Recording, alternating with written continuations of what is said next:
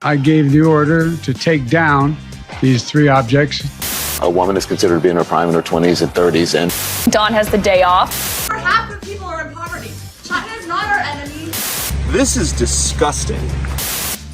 Blockbuster Friday for you today. Yes, we're going to talk about Don Lemon, who coincidentally has the day off today. Joe Biden had his physical yesterday, and what are the results of that? Also, having difficulty tracking down the balloons. Josh Hollywood protested. J.D. Vance, Senator of Ohio, was at the river and talked about some chemicals there. Holy cow, there's a lot going on. All that and more coming up on this episode of Daily Caller Live. My name is Jobob. Daily Caller Live starts right now. 2, 1. Here we go. That might be the only brown guy on earth named Jobob. That is actually her name, Jobob. Live from the dingy bunker, completely cut off from the outside world, except for you fine folks. My name is Jobob. This is Daily Caller Live. On today, it is February 17th, Friday, the year of our Lord 2023. Thanks so much for tuning in. Got a lot of stuff to go over today. It's like Clip-a-Palooza. It's one of those days where like everything happened on yesterday, and so now we're talking about the whirlwind. Obviously, I'm assuming you've heard of Don Lemon's debacle on CNN. We'll get to that straight away. But also some interesting stuff going on around. Josh Hawley is a senator who was protested at the Heritage Foundation. Joe Biden had his physical yesterday that we'll talk about. Wow, a lot of stuff going on. But let's start it off with Don Dum Dum. So I thought this was fascinating because Don Lemon, when I was just kind of getting into politics, was the evening anchor on CNN. One of the evening anchors. There was like Anderson Cooper, Don Lemon, and he was a big dog. And I just assumed by the status of his position that he was a smart guy. He always seemed well-spoken. He wasn't outlandish and brash and dumb. But at the time, Don Lemon this is like probably 2013, maybe 2014. And then Trump happened and Don Lemon lost his mind. And he also lost his viewers because nobody watched Don Lemon's evening show on CNN. So they transitioned him to the morning show. And during one of the morning shows yesterday, Don Lemon, remarking on Nikki Haley's third attempt at announcing for president, she had a rally in which she said that politicians over 75 need to have a cognitive test, politicians out of their prime. Don Lemon took that and said one of the dumbest things on cable news, especially for a lefty. I'm going to play the clip right now. Watch this. This is Don Lemon. And then there's another clip from this morning that I think is kind of funny, kind of exemplifying what's going on over there. Check this out. Also, by the way, if you haven't, would really mucho appreciate if you click the little like button or the little share button and the little share button, or let us know in the comment section what you think. Do you think Don Lemon has an IQ of over 100? Let us know in the comment section. I would love to hear it. You wouldn't imagine how much engaging with the post in any way really does help us out, especially if you're watching on Facebook. Anyways, watch this. Here's Don Dum Dum. Check it out. this whole talk about age makes me uncomfortable. I think it's the wrong road to go down. She says people, politicians or something are not in their prime. Nikki Haley isn't in her prime. Sorry. When a woman is considered to be in her prime in her 20s and 30s and maybe 40s. What do you talk? Wait. That's not according to me. Prime for what? It depends. I mean, it's just like prime. If you look it up, if you Google when is a woman in her prime, it'll say 20s, 30s, and 40s. I don't necessarily. 40s. So I got another. I'm not saying I agree with that. So I think she has to be careful about saying that politicians aren't in their prime. You need to qualify. Are you talking about prime for like childbearing, or are you talking about prime for being president? What the facts are. Google it. Everybody at home. When is a woman in her prime? It says 20s, 30s, and 40s. And I'm just saying Nikki Haley should be careful about saying that politicians are not in their prime, and they need to be in their prime when they serve, because she wouldn't be in her prime according to Google or whatever it is. So I played that clip for my wife last night, and with no context, she was just like, what? Like, who says that sort of thing? Especially from somebody who's apparently or supposedly a pro-woman advocate, advocating on the CNN mornings show. I will say, if you're sitting on a couch of a talk show, or in this case, behind a desk, there are often times where something comes up and you try to think of something witty to say or something exciting and, all that sort of stuff. And sometimes the filters are off when you're trying to think of things that are going to be not necessarily shocking, but interesting and entertaining. I don't know a single person that I work with, myself included, that would say something that dumb, especially on that side of the aisle. What he's saying, I get. Look, I don't actually. First of all, I did Google. I Googled, when is a woman in their prime? And the first thing that pops up is, what do you mean by prime? Are you talking about like childbearing? Which is what they said on the show, is a woman in her prime childbearing. Yeah, it's like under 30 / to the mid 30s, and then very, very seldomly in their 40s. That is strictly if you're looking at quote unquote prime as a childbearing thing. But I don't know if Don Lemon, so the reason he brought that up is because he was talking about, well, Nikki Haley's not in her prime. Okay, I'm not sure if he's familiar with the presidency of the United States, but we don't elect candidates based on their child-rearing abilities or childbearing abilities. She's running for president. You don't use that as the president of the United States. You use your brain. And I think all of us would be in agreement that Nikki Haley, who is not 80 years old like the current guy, can think just fine. That's a thing that she's able to do.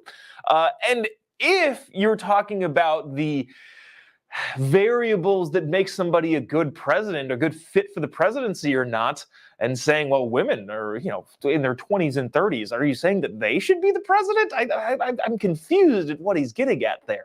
But I won't belabor on this because we have a ton to get to.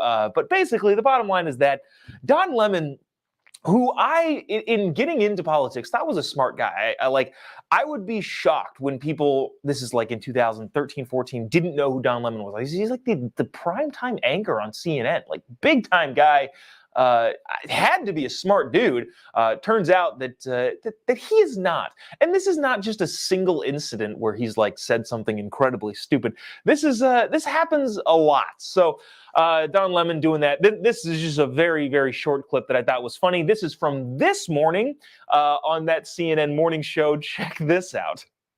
That full interview there. Good morning, everyone. Audie Cordish is here at the desk with us this morning. Don has the day off. Poppy, as you can see, is in Utah for the NBA All-Star Game. So we will get to much more of that in a moment. Oh, Don has the day off. I probably could have just clipped it right at there. There's Caitlin Collins, too. Daily Caller alum, Caitlin Collins, who's hosting the morning show over there at CNN with one Don Lemon and is the brains, apparently, behind that desk.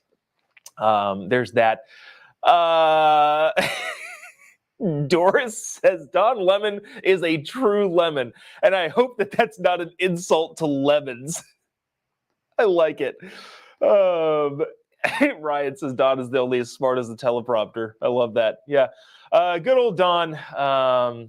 There's some other comments that I want to get to that's kind of funny. Actually, you know what? Wow, no, we won't bring that up now.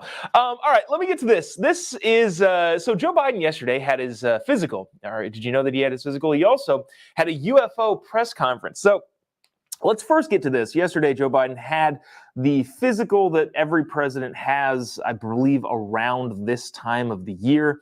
The physical reads as this. This is the statement that the White House puts out as requested by the patient and following summary of the current health of President Joseph R. Biden. The president remains fit for duty and fully executes the responsibility without exemptions or accommodations. Yada, yada, yada. Today's basically the bottom line here is and he is free from COVID. That's good to know. Joe Biden had his physical yesterday, and we learned a lot about the physical health of a mentally addled individual, which again is unfortunate. I don't like making fun of the fact that Joe Biden can't think anymore, because it's something that happens to all of us if we are so lucky to live to the age of 80. However, nobody, literally nobody, cares about the president's weight and blood pressure and blood sugar and all of the other things. If he's getting a physical, the only thing that anybody wants to know is, can the man think? Because publicly, the answer is no. But I am curious what a doctor might evaluate his brain capacity / functionality at. I would be curious to see but we won't find out. The bottom line is we won't find out. Now, what was interesting is that we shot down, well, the Chinese balloon thing, this UFO thing, has been a thing in the news for, I don't know, a couple weeks at this point. Joe Biden hasn't given a long-form press conference or answered any questions about it really at all, outside of him getting on and off Air Force One. Hasn't really answered any questions about it until yesterday, when he scheduled a big old UFO press conference, possibly to draw attention away from the fact that the 80-year-old president had a physical, and tried to draw it back onto the UFOs. Now, I thought this was interesting. So it turns out, so there was the Chinese balloon thing that flew over the United States, and a lot of that information is fuzzy. Apparently, we knew about it when it took off from China, but there's a lot of stuff going on there. That's in thing in and of itself. Then we shot down 3 things. We mentioned that at the beginning of this week. We shot down 3 unidentified flying objects in Alaska, over Canada, and Lake Huron, in the Michigan area. But the problem is, we're coming to find out that I think, at least reports are saying, yeah, that stuff might have just been company balloons or even hobbyist stuff. We haven't been able to reclaim anything. We've got a KJP clip of her saying, yeah, we can't really get any of this stuff yet. But the bottom line is, Joe Biden and the military, he is the commander-in-chief, have gotten missile happy in shooting down really anything that they don't know exactly what it is, because they got so much heat for not shooting down the Chinese spy balloon. Check this out. Watch this clip of Joe Biden at the press conference. Actually, really quick before that, my friend Harrison tweeted something that I thought was freaking fascinating. And I was like, yeah, this is a thing. Okay, so it's apparently okay to call it a Chinese spy balloon, but Chinese fever, or the COVID, the China flu, what Donald Trump called it and got beat up for it, that's not okay. So it's okay. The Chinese spy balloon is fine, but the Chinese bat fever is not okay. Okay, cool rules, guys. Anyways, here's his press conference about UFOs, talking about what we shot down, gung-ho-ho about shooting everything down that we don't know what it is. Check this out. We'll discuss on the other side. Last week, in the immediate aftermath of the incursion by China's high-altitude balloon, our military, through the North American Aerospace Defense Command, so-called NORAD, closely scrutinized our airspace, including enhancing our radar to pick up more slow-moving objects above our country, around the world. In doing so, they tracked 3 unidentified objects, one in Alaska, Canada, and over Lake Huron in the Midwest. They acted in accordance with established parameters for determining how to deal with unidentified aerial objects in U.S. airspace. At their recommendation, I gave the order to take down these 3 objects due to hazards to civilian commercial air traffic and because we could not rule out the surveillance risk of sensitive facilities. We acted in consultation with the Canadian government. I spoke personally with Prime Minister Trudeau from Canada on Saturday. And just as critically, we acted out of an abundance of caution and an opportunity that allowed us to take down these objects safely. Yeah, okay, so the bottom line here is he's trying to, one, distract from the physical that he got. What he doesn't want, tangent on tangent, Mark Halperin, big-time political guy, was talking about, hey, in the press briefing, all of the big news outlets should send their medical reporters to ask about Biden's health and the physical that he took, rather than sending the generic reporters, the White House press people that always go, maybe everybody should send their medical people to see what actually is going on and be able to ask some more specific questions. But of course they didn't, so we didn't get any of those answers. So anyways, Joe Biden is having this UFO press conference to avoid that, but then also trying to save face with pretty much the entire country that agrees, hey, we shouldn't have let China fly that balloon over our country. Maybe we shouldn't have done that. So now he's just shooting down anything he can. Now, what's kind of fascinating about this is there were questions being shouted out afterward that I thought were kind of fascinating, and you can kind of listen to some of them and see how Joe Biden reacts. I think this is very, very telling of the man's ability to answer questions is not the right term, avoid questions, which is in fact a skill. Check this out from the president doing his thing. Also, if you haven't already, would appreciate you clicking the little like button down here and the little share button. Let us know in the comment section what you think. Would appreciate you doing so. Check this out.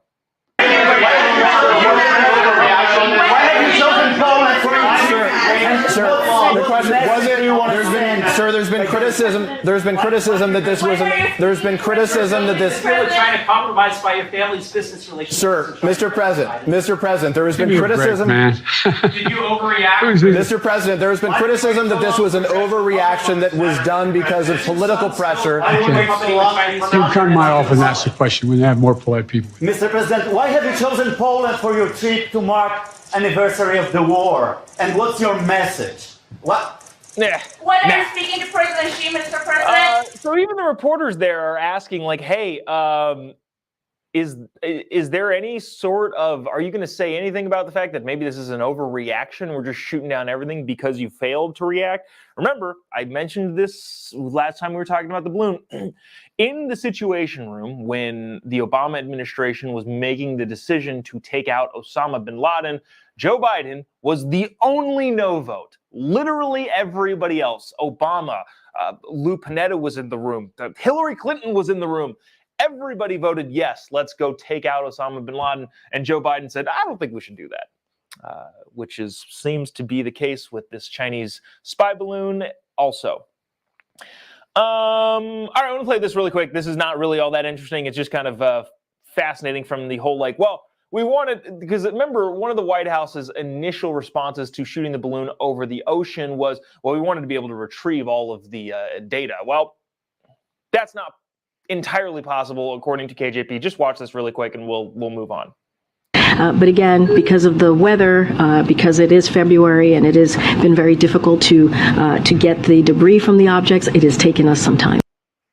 Yeah, bottom line is they can't figure out how to get any of that stuff back, which is not good for them.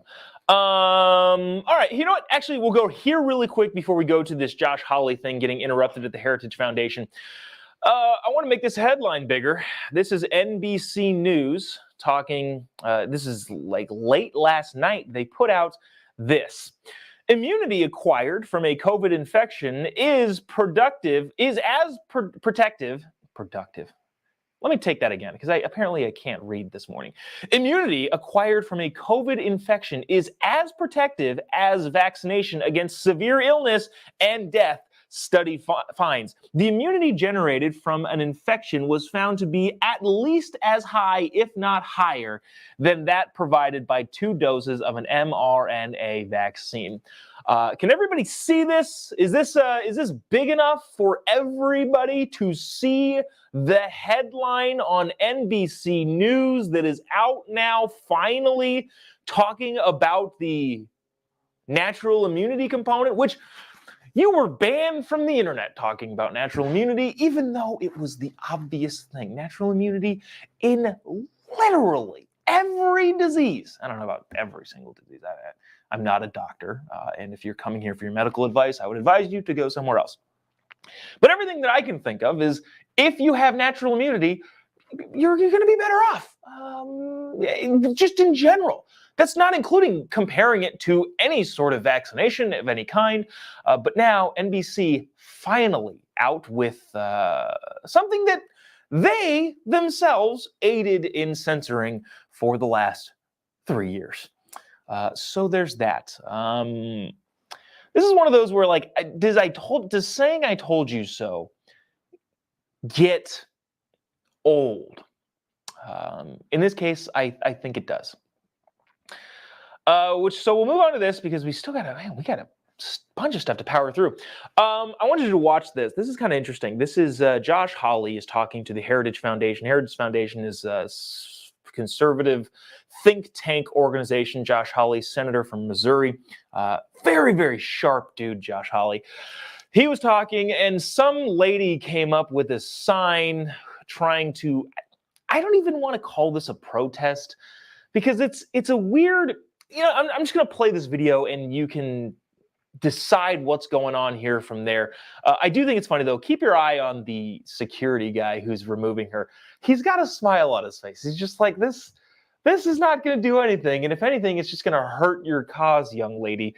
Watch this, and we'll discuss what I think about just people interrupting speeches on the other side. Check it out. I think you're forgetting that and what do our leadership... We have the largest military in the world. We spend over $1 trillion every year.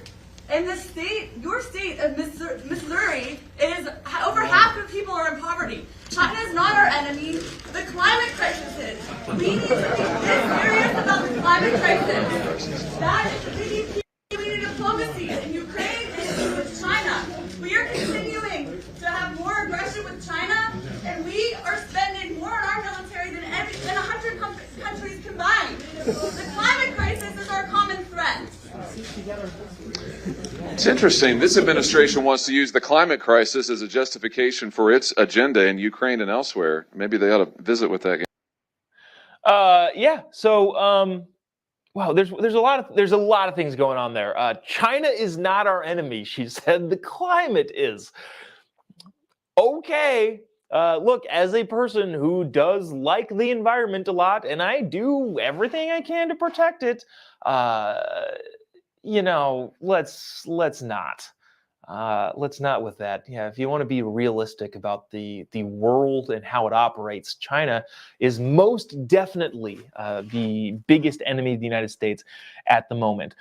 Hey, I'm curious. This is a sidebar tangent thing. Kyle, somebody named Kyle in here who's very, very upset with everything. If you'd like to form a cohesive argument to anything in the comment section, I will happily bring it on and talk about it.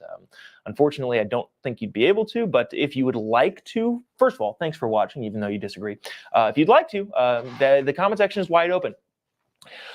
This whole interruption thing is bizarre. As a person who goes and speaks quite often, I'll be in La Jolla tonight and then going on tour with Charlie Kirk and Candace Owens next month. So I'll be speaking quite a bit.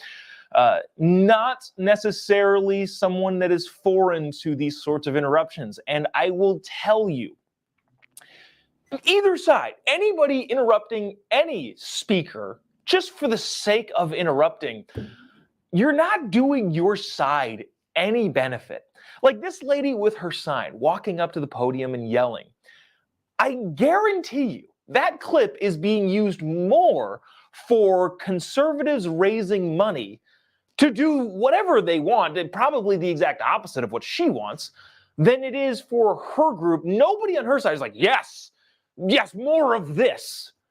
Because it didn't accomplish anything.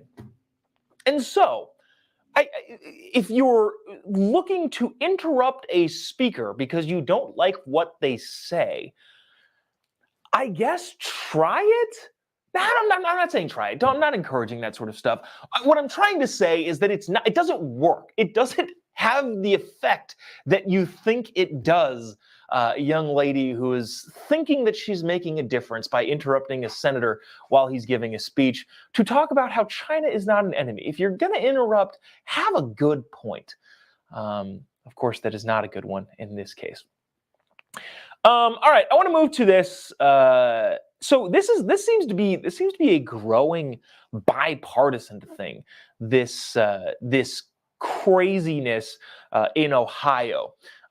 We talked yesterday about the train crash. We talked about it for the last week or so about the train crash in Ohio that's released a bunch of chemicals. J.D. Vance, senator in Ohio, went to one of the streams there near East Palestine, Ohio, and I just thought this video was fascinating. sorry, before that, there is like a bipartisan push to figure this the heck out. I think Pete Buttigieg, rightfully so, for kind of ignoring this thing at the beginning, is taking a lot of heat, not only from the right side of the aisle, but from the left side of the aisle too. Ilhan Omar and I'm not going to say Ilhan Omar and J.D. Vance agree on something, but Ilhan Omar is as upset as a lot of the Republicans in Congress, which is, I don't know, maybe somebody will figure something out. But the EPA has been saying, the Environmental Protection Agency has been saying that, everything's fine. It'll be fine. Everything's good. We'll be okay. Doesn't seem to be the case, according to J.D. Vance. Watch this video. This is wild. Let's see. Check this out, and we will discuss on the other side. Watch this. Hey guys, so I'm here at Leslie Run, and there are dead worms and dead fish all throughout this water. So, something I just discovered is that if you scrape the creek bed, it's like chemical is coming out of the ground. Can you come here and let me just show this to people. I don't know if you're going to see this on camera, but watch this. Just see that chemical pop out of the creek. This is disgusting. And the fact that we have not cleaned up the train crash, the fact that these chemicals are still seeping in the ground is an insult to the people who live in East Palestine. Do not forget these people. We've got to keep applying pressure. That's how we're going to fix this problem. Thank you. Yeah. So yeah, that's weird. That bubbling thing is super, super weird. But apparently the EPA is like, yeah, no, everything's fine. We're good here. That does not seem to be the case at all. It doesn't look good, and maybe we'll see a bigger, stronger bipartisan push to freaking figure out the problem there. Anyways. That's what's going on in Ohio, and that is that's just kind of an interesting bipartisan push to figure it out, and I'm all for figuring it out. Like that's I believe we should figure that out. Let's see. Hey, guy named Kyle that I mentioned earlier, have yet to see any sort of interesting commentary from you other than you suck. Which, I would have been happy to bring on an opposing view. Well, actually, I really enjoy the opposing view stuff, but didn't have it, so oh well, maybe next time. That's going to do it for us today and this week. There's a couple comments in the comment section here. Let's see. Chad said, you're going down in La Jolla? I'd love to see you in IRL, in real life. Yes, I will be in La Jolla tonight at the Comedy Store with my buddy Kayvon. He's the headliner. We're doing he's doing a comedy show. I'm dropping in, do a couple minutes. I don't know, probably we'll see how long. There's a late night show, there's an early show and a late show, a 7 p.m. and a 9 p.m. If you live in the area, Chad, we've got tickets there. Actually, you know what? I don't know. Tonight might be sold out. I'm not entirely sure. He's there all weekend. Great comedian. You should go check him out. But also, I've got a show in Vista, California, on March 3rd, Friday, March 3rd. Tickets are still available and relatively cheap if you want to go to that. Anybody else? Dang it, that was the thing that I was supposed to do, is put a schedule of where I'm going to be. Monday. We'll get to that. Let's see. If you haven't already, would appreciate giving me a follow on any of your social media platforms. Would love to stay in contact there. Just type in JOBOB. You'll be able to find me pretty much anywhere there. Facebook, social media. Facebook is social media. Facebook, Instagram, YouTube, Twitter, Getter, Truth Social, all of those. I'm on all the platforms. Let's see. There was a couple other comments here that I thought would be kind of fun. Actually, nah, that's it. That'll do it for us today. We'll see you Monday. Have a great weekend. You know what? Go turn off the news. I try to do that. I try to do that to my detriment, because generally Monday morning I'm scrambling going, what the heck happened over the weekend? But at the same time, I'm excited to not follow the news every waking second of the day. Take some time, spend it with your family, go out and have a barbecue, throw the ball around, unless you're covered in snow. I'm in California, so it's perfect weather here, but the rest of the country, maybe you should wait till the spring. That's going to do it for us today. We'll see you on Monday, same time, same place. God bless America.